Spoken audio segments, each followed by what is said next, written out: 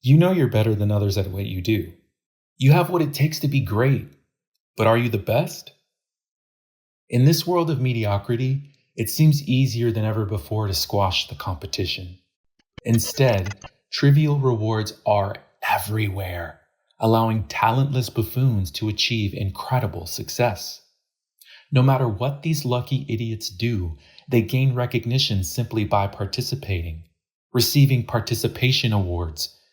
They get a pat on the back for showing up and doing the bare minimum. Not you. A desire so profound burns deep within your core. The very fibers of your being shiver with anticipation. Eureka is on the tip of your tongue. Here is how you level up and become the best. Role models are necessary.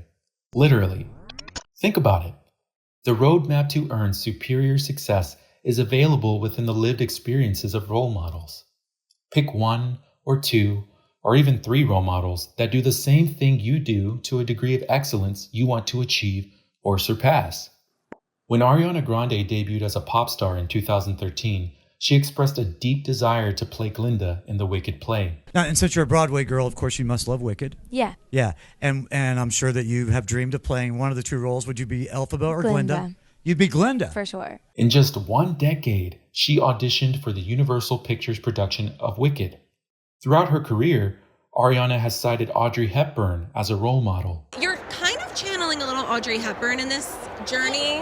I've always loved old Hollywood glamour. Like Marilyn and Audrey have always been my references. Even when I was 15, I can't even think of a time when that wasn't like my vision board. Her years of vocal training, experimentation, endless drive toward greatness led to getting cast in a dream role. During Elon Musk's early SpaceX phase, Musk admitted that although Nikola Tesla inspired the name of his automobile company, it was Thomas Edison that was more admirable. I think, there's obviously some of the obvious role models. I think Edison was certainly a role model, probably one of the biggest role models. The car company is called Tesla. And the reason it's called Tesla is because we use an AC induction motor, which is an architecture that Tesla developed. And the guy probably deserves a little more play than he gets in current society. But on balance, I'm a bigger fan of Edison than Tesla. Guillermo del Toro credits Frankenstein's monster for helping him find his identity when he was a child, allowing him to access the artistic voice that helped shape most, if not all, of his phenomenal films.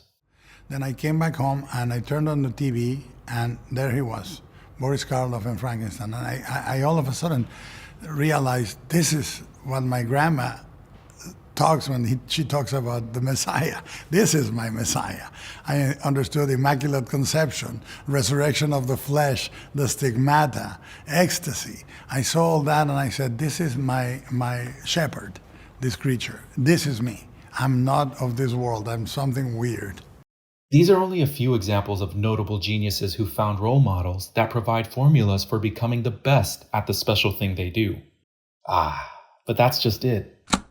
What's the special thing you do? It isn't hard to find what you're good at.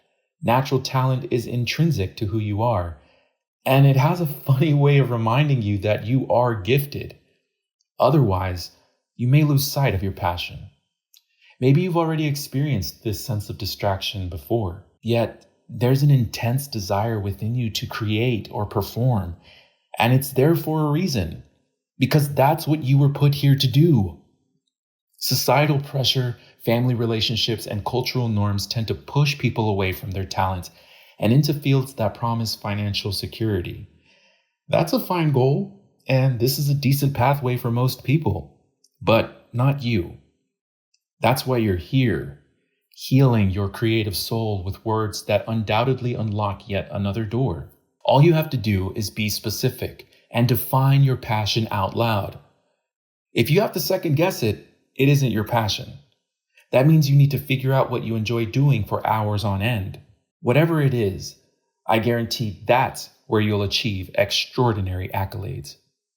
Of course, you've already studied your craft. That's why you're excellent. Keep that momentum going. Continue reading books about your passion, whether they're inspiring stories that boost your motivation or technical guides to improve your skills. It can be in the form of audiobooks or ebooks.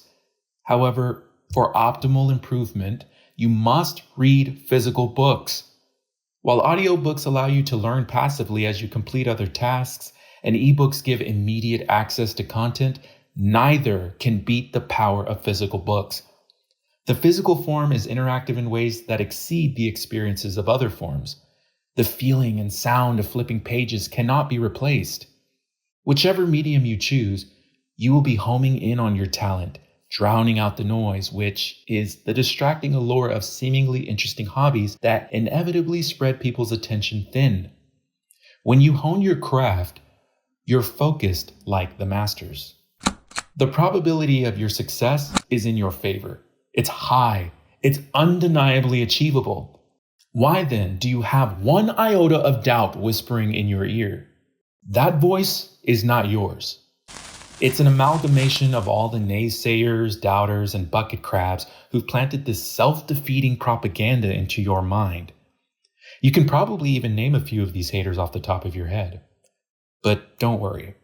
Their doubts about you are only evidence of your outstanding aura. All you needed was a reminder that you can't doubt yourself. It's tough to doubt yourself when you have a passion, role models, and a burning desire for knowledge. Congratulations on taking your first dose of the passion pill.